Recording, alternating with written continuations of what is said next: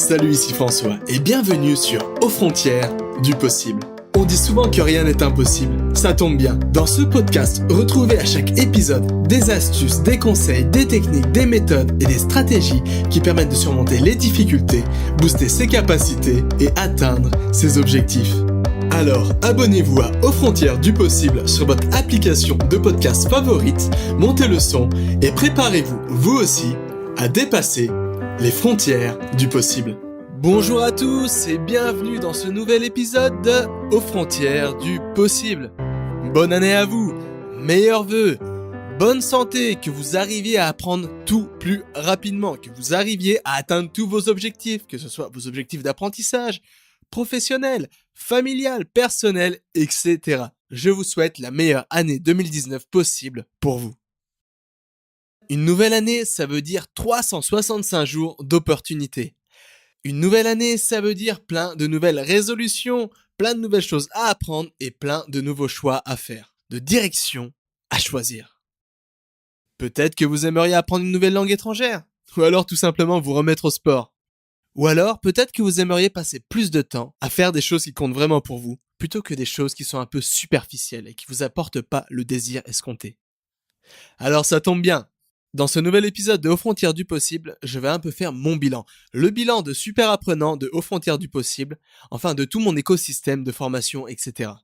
Et ensuite, on va parler des bonnes résolutions. Mais surtout, on va parler de pourquoi la plupart des gens n'arrivent pas à tenir leurs bonnes résolutions de nouvelle année. Ensuite, je vous parlerai un peu de mes échecs avec les résolutions de 2018 et mes nouvelles résolutions pour 2019. Je vous parlerai un peu de mon expérience parce que peut-être ça vous parlera et peut-être que vous allez vous identifier dans les problèmes que j'ai rencontrés. Mais aussi, on va voir comment tenir une bonne résolution, comment atteindre les nouveaux objectifs qu'on se lance chaque année, et de manière simple et efficace. Alors vous êtes prêts ? Vous en avez marre de passer chaque nouvelle année à avoir plein de bonnes résolutions dans la tête et jamais les atteindre ? Alors c'est parti !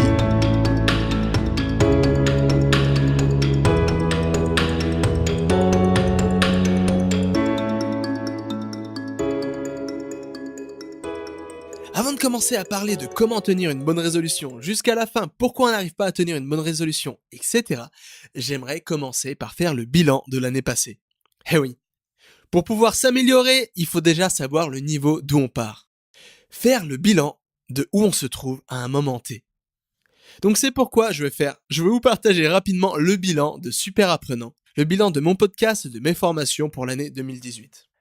Alors l'année 2018, ça a été une année super productive pour moi. En fait, je m'étais donné comme bonne résolution de mettre un maximum d'énergie et de créer le plus possible de choses pour 2018. Avec surtout un énorme nouveau projet pour 2018. J'avais le projet de créer un podcast. Le podcast que vous écoutez en ce moment même. Et pour vous dire la vérité, c'était un peu un test. Je savais pas du tout dans quelle direction j'allais aller, le nombre d'écoutes que j'allais générer, et si ça allait vous intéresser, si j'allais trouver un public pour écouter ce podcast. Donc pour ça, le bilan est assez positif. Ce podcast signe le numéro 49 de Aux frontières du possible. Et oui, déjà le 49e épisode de ce podcast. Quand j'ai lancé ce podcast, je me suis dit, voilà, François, ton objectif c'est faire 50 épisodes de podcast. Si tu trouves une audience, si tu trouves ta voix, si ça intéresse les gens, tant mieux et alors tu continueras pour l'année prochaine. Si ça marche pas, tant pis, tu passes à autre chose. Donc ça c'est la bonne nouvelle. Ce podcast, ça marche assez bien, donc du coup, je vais le continuer. Enfin, je vais essayer de faire 100 épisodes. Et ensuite, on verra si je continue ou pas. Encore une fois, si ça fonctionne, je continuerai. Mais si ça fonctionne pas, je passerai tout simplement à autre chose. J'ai créé aussi 4 nouvelles formations. Enfin, plutôt, je me suis basé sur 2 formations à succès que j'avais déjà lancées en 2017. Et j'ai décidé de les reformuler. De me baser sur les retours de mes apprenants, sur vos retours, pour créer une formation plus pertinente. Me débarrasser du superflu, me débarrasser finalement des choses qui n'apportent que très peu de valeur et les remplacer par des choses beaucoup plus pertinentes et au goût du jour. Donc là aussi, ça a été pas mal un succès parce que j'ai eu des milliers de nouveaux apprenants cette année. Un autre côté où j'ai eu pas mal de succès, c'est j'ai réussi à rencontrer plein de nouvelles personnes et créer des partenariats qui, j'espère, dureront longtemps. Donc voilà, ça c'est mon bilan de 2018 pour ce podcast Aux frontières du possible et pour mes formations. Donc c'est un bilan assez positif. Du moins assez productif, où j'ai créé pas mal de choses. Pour ma part, pas assez de formations, j'aurais voulu créer plus de formations, mais c'est parce que tout simplement, j'ai mis du temps à trouver ma voie. à apprendre à parler dans un micro, devant une caméra, etc. Mais du coup, grâce à ces expériences, j'ai réussi à trouver ma voie et du coup maintenant je suis beaucoup plus efficace et surtout beaucoup plus rapide à créer de nouvelles formations et de nouveaux contenus. C'est pourquoi l'année 2019 sera l'année où je vais créer plein de nouvelles formations. Mais je vous reparlerai un peu de tout ça à la fin de cet épisode. Donc voilà, une nouvelle année, c'est plein de nouvelles résolutions. Des bonnes résolutions et surtout, c'est le moment de se débarrasser des mauvaises résolutions. Par exemple, j'ai vu sur internet que 14% des Français veulent perdre du poids. 13% veulent se remettre au sport. 11% veulent lire plus. 5% veulent passer plus de temps en famille et finalement passer plus de temps à faire des choses qui ont réellement de l'importance. Et 4% veulent passer un peu moins de temps devant un écran, devant la télé, devant l'ordinateur ou devant son téléphone. Mais le problème des bonnes résolutions, c'est que c'est facile à dire, mais beaucoup plus difficile à tenir. Alors ça, c'est à cause d'un problème majeur. Un problème qui ne s'applique pas seulement pour les bonnes résolutions, mais qui s'applique à peu près pour tout dans la vie. Mais surtout, qui s'applique pour l'apprentissage. Et ce problème est dû, la plupart du temps, pour une seule et même chose. Le fait que la plupart des gens confondent motivation et habitude. On connaît tous ce schéma. On sort du réveillon de jour de l'an, fatigué, pour la plupart un peu avec le mal de crâne des bouteilles de crément qu'on a enfilées la veille. Et on se dit, voilà, cette année, j'arrête tout. Stop la galère. Cette année, je veux créer un nouveau mois. Un mois beaucoup plus serein, un mois beaucoup plus heureux. Et souvent, c'est ce qu'on fait. On passe le mois de janvier, voire mi-février, à bosser, à travailler sur ces nouvelles résolutions. Mais peu à peu, les jours passent. La vie reprend son cours, les habitudes, les problèmes, le travail, etc. Et on oublie les bonnes résolutions qu'on s'était données. Et ça, c'est pas forcément votre faute. C'est tout simplement à cause du fait que tout le monde considère la motivation comme le facteur numéro 1 de réussite. Alors que c'est totalement faux. Le problème avec la motivation, c'est que c'est un gros coup de boost, un gros coup de pied dans le derrière au début de votre apprentissage, mais elle se perd très vite et elle ne dure pas. C'est pourquoi, dès que la motivation disparaît, peu à peu, tous nos projets s'engloutissent, coulent de plus en plus profond, jusqu'à sombrer totalement dans les abîmes de l'oubli et des projets inachevés. Voilà, si vous voulez atteindre vos objectifs et tenir vos bonnes résolutions jusqu'au bout, il faut commencer par faire la différence entre motivation vs habitude. Et oui, la motivation ne durera pas, c'est pourquoi vous devez la remplacer par une habitude. Vous devez créer une habitude. Et pour ça, vous devez commencer par partir de votre bonne résolution. Un peu évaluer votre bonne résolution et surtout la transformer en un objectif atteignable et spécifique. Par exemple, si comme 14% des Français, vous vous dites cette année, je veux perdre du poids. Au lieu de vous dire 2019, perdre du poids. Essayez de cerner un objectif beaucoup plus précis. Ce serait par exemple cette année, perdre 4 kilos. Cette année, réussir enfin à avoir les esquisses d'une tablette de chocolat. Ou alors, si votre objectif est de lire plus, apprendre plus. Encore une fois, au lieu de vous dire cet objectif qui est un peu abstrait, difficilement atteignable, essayez de préciser un peu votre pensée. Essayez de préciser votre résolution. Pourquoi pas, cette année, lire 23 livres. Ou 40, ou 11, ou même 3 livres. Peu importe. Faites en sorte que ça soit atteignable. Pas trop ambitieux et au contraire, que ça ne soit pas trop facile à atteindre pour vous pousser à aller de l'avant. Une fois que vous avez défini votre objectif de manière précise et réaliste, vous devez chaque jour faire un effort conscient, monter une marche de plus vers cet objectif. Vous devez créer une habitude. J'avais déjà un peu parlé de ce système de comment créer une habitude dans un précédent épisode de Aux Frontières du Possible. Mais comme c'est important, je vais le répéter dans cet épisode. Mais tout d'abord, c'est quoi une habitude ? Une habitude, comme vous en doutez, c'est une action qu'on fait de manière quotidienne, à une heure précise, et qui à la longue nous permet d'atteindre nos objectifs. De nous transformer en quelqu'un de plus positif si l'habitude est positive, ou au contraire quelqu'un de négatif si l'habitude est plus négative, comme par exemple fumer, etc. Donc voilà, si vous voulez être certain d'atteindre vos objectifs et d'enfin réussir vos bonnes résolutions, il faut créer une habitude et pour cela, la meilleure méthode est de mettre en place la règle des 3 R. Le premier, rappel. Vous devez effectuer l'action de manière quotidienne. Attention, je vous dis pas de passer 5 heures par jour à bosser sur votre nouvelle habitude, sur une nouvelle langue étrangère, ou à faire du sport sans arrêt, constamment pour essayer de perdre du poids. Mais plutôt, de passer quelques minutes par jour. Souvent, environ 30 minutes suffisent pour à la longue atteindre votre objectif. Et pour cela, la meilleure des techniques, c'est de mettre en place un rappel via votre smartphone qui vous dit tous les jours, à 18h, tiens, apprendre un peu l'espagnol. Ou faire un peu d'exercice, etc. Le deuxième R de la méthode des 3 R pour créer une habitude efficace et qui dure sur le long terme est routine. Vous devez pratiquer absolument tous les jours. Et ce, sur au minimum 21 jours. Alors pourquoi 21 jours? C'est tout simple. C'est la période minimale que les scientifiques ont découvert pour transformer tout en une habitude, pour que l'habitude s'ancre profondément en vous et que finalement, passé les 21 jours, vous effectuez une action qui vous permettra d'atteindre votre objectif de manière automatique et naturelle. Donc voilà, effectuez tous les jours une petite action pour atteindre votre objectif sur au minimum 21 jours pour que tout devienne naturel et automatique. Et enfin, le troisième R de la méthode des 3 R pour créer une habitude efficace est tout simplement de vous récompenser. Ça, c'est très important parce qu'on a tendance à ne jamais le faire. On a tendance à se lancer à fond dans un nouveau projet, tête baissée, tête dans le guidon, et à jamais se récompenser. Et ça, c'est une erreur. Se récompenser vous permettra d'entretenir votre motivation, de ne pas la perdre, et surtout vous permettra de prendre plaisir dans tout le processus qui vous permettra d'atteindre votre bonne résolution, votre objectif de départ. Donc voilà, créez un rappel quotidien, effectuez l'action sur au moins 21 jours et pensez à vous récompenser et vous pourrez atteindre tous vos objectifs et à la fin de l'année cocher toutes vos bonnes résolutions avec un sourire.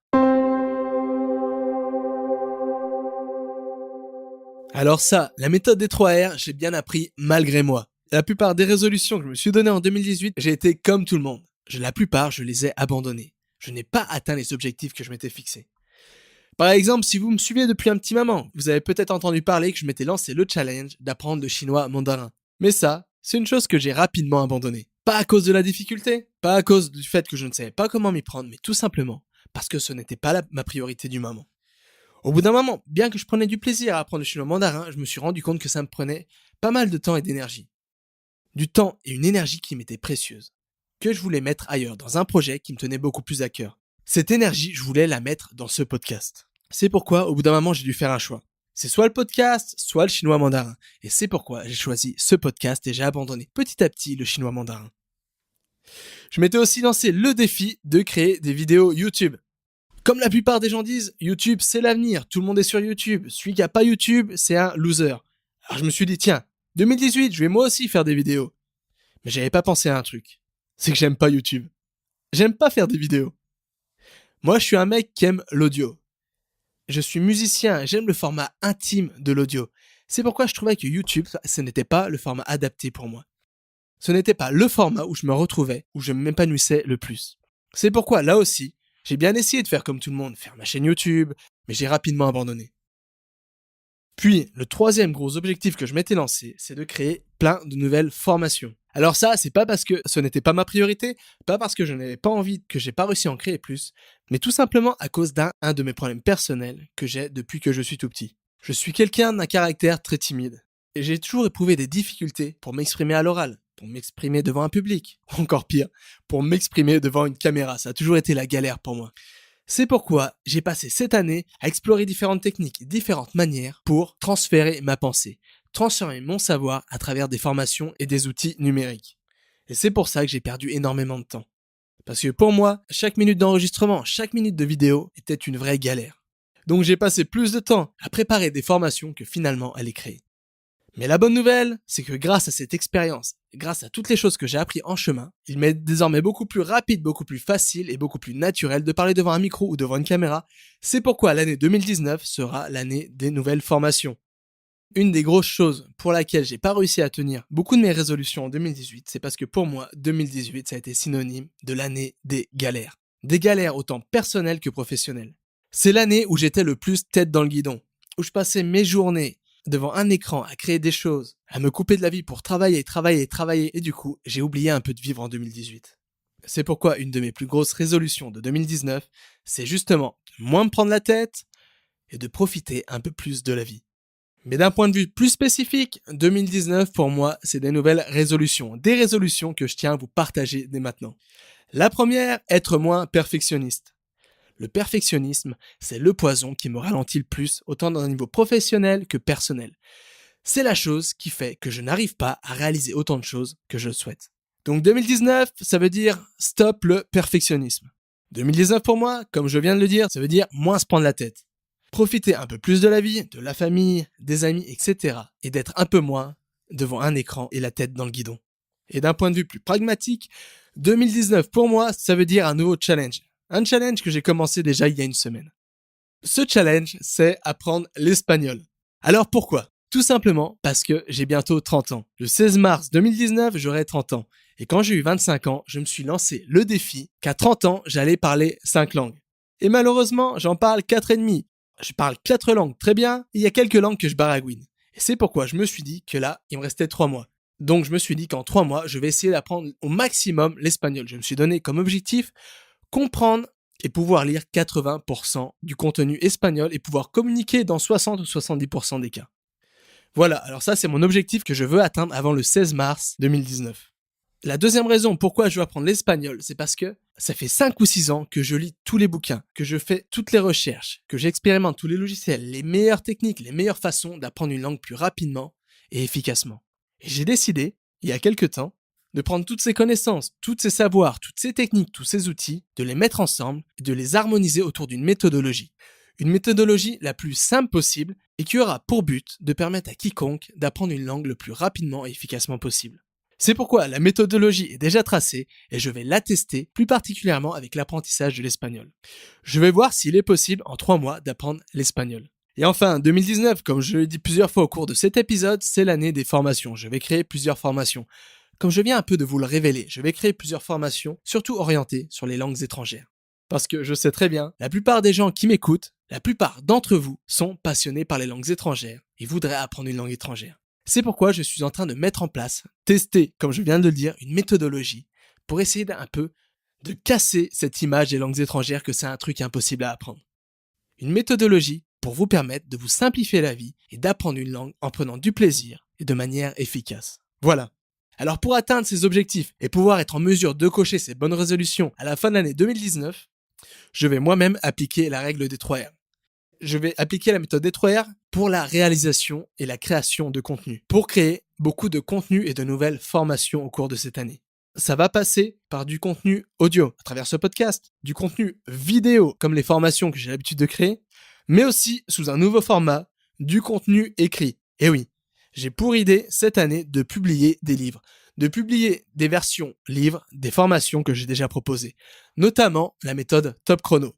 Donc le manuscrit est déjà fait, il me reste juste à trouver un éditeur pour un peu embellir tout ça, corriger les quelques erreurs grammaticales ou d'orthographe et rendre ça beaucoup plus harmonieux. Donc pour ça aussi, je vous tiendrai au courant.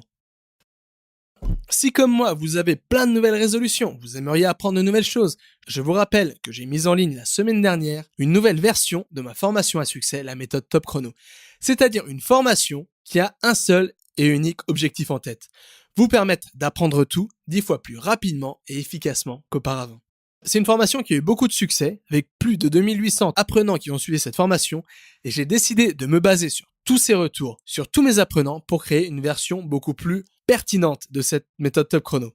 En la suivant, vous pourrez entre autres apprendre à booster vos capacités d'apprentissage, à vous définir des objectifs super efficaces, à mettre en place un plan d'action simple pour atteindre vos objectifs automatiquement et de manière naturelle, à hacker une compétence pour l'assimiler en quelques heures et non plus en quelques années, à vous focaliser sur l'essentiel et ne plus perdre de temps à apprendre des choses qui finalement ne vous serviront jamais, à absorber vos ressources 10 fois plus rapidement et efficacement qu'auparavant, à optimiser vos séances d'apprentissage, à faire en sorte que chacun de vos efforts d'apprentissage compte et vous apporte les résultats escomptés, à refaire rapidement le plein d'énergie pour apprendre même après une journée surchargée et fatigante, et enfin, garder un niveau de concentration constant et ce, tout au long de votre apprentissage. En fait, cette formation, la méthode Top Chrono, nouvelle version, c'est un peu la formation parfaite pour les bonnes résolutions, pour entamer cette nouvelle année. C'est la formation qui vous donnera toute la méthodologie et les meilleures stratégies pour atteindre vos bonnes résolutions et les objectifs que vous vous êtes donnés pour cette nouvelle année. Donc n'hésitez pas à vous y inscrire. Si vous vous y inscrivez dès maintenant, vous aurez le droit à une super promo. Vous pourrez avoir la formation à 59 € au lieu de 99 €. Alors si ça vous intéresse, si vous aimeriez vous aussi booster vos capacités d'apprentissage et avoir une stratégie, une méthodologie pour enfin atteindre tous vos objectifs, vous pouvez suivre cette formation comme d'habitude en cliquant sur le lien se trouvant dans le descriptif de cet épisode ou tout simplement en allant sur mon site www.superapprenanttoutattaché.com et en cliquant sur l'onglet Formation. Voilà, c'est tout pour aujourd'hui.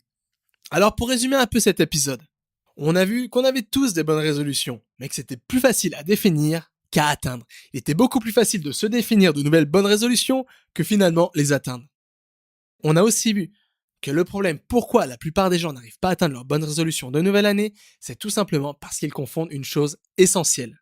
Ils confondent la motivation avec l'habitude. Comme je l'ai dit, la motivation ne dure qu'un temps. Elle est là pour vous donner un coup de boost au début de votre apprentissage ou quand vous vous lancez dans un nouveau projet, mais elle s'essouffle vite et finalement vous abandonne.